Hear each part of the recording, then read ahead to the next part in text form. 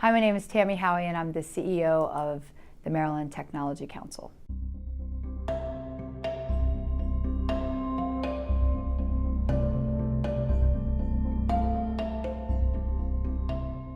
So I spent many years in technology law at DLA Piper. I started there when it was Piper and Marbury.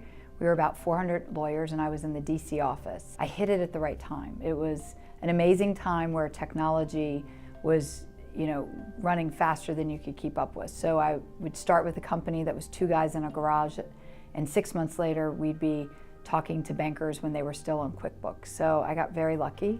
I worked with a guy named Ned Martin, who was my senior partner, and my very first client was Ray Ozzie, the inventor of Lotus Notes. And he was absolutely amazing, and he did a company called Groove Network, and I worked with him and did a deal with Microsoft right out of the gate.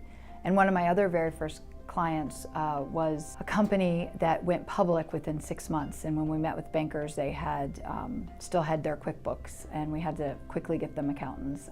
So it was a really interesting time for me, and I fell in love with technology. I'd planned to be a litigator, and I got put in the technology section, business law, and I'd planned to shine and be able to move, and then I absolutely fell in love with technology and stayed with it. And I've probably done, while I was at Piper, I probably did 150 M&A deals, probably did as many venture deals, and really did anything that touched money to growing companies. I spent, 15 years or so as a lawyer in the tech firms and kept selling my companies and would get them investment and grow them, and they'd go public or they would go for sale, multiples of 10, 20, 30 times, which was unbelievably rewarding. But I always lopped off I always stopped representing them right when it got good, so right when the integration started.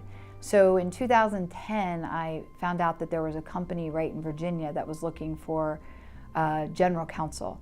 So I went and interviewed with them, and the CEO and I instantly hit it off and realized that we could work great together. He also was a redhead like I was, so that worked out well.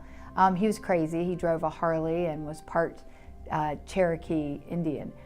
So the two of us got along great because I like to run fast is what I like to do. So the company was planning to go public, planning to acquire a bunch of companies, so I was the perfect general counsel. Unfortunately, 2 weeks in, they lost a major contract, so I became a litigator after all, and did a bunch of lawsuits with them and figure out kind of what was their next move.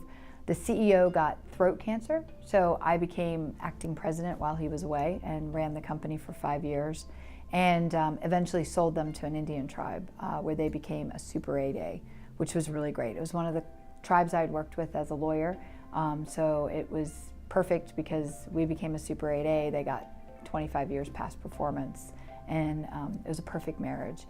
And then I was going to retire for a couple months and not do much, and 3 weeks into it, my family came to me and said, "You really need to do something else. You're driving us crazy. Your type A personality isn't working so well." And so I started looking around at nonprofits and found that the Chesapeake Regional Tech Council, the CEO position, executive director position, was actually open.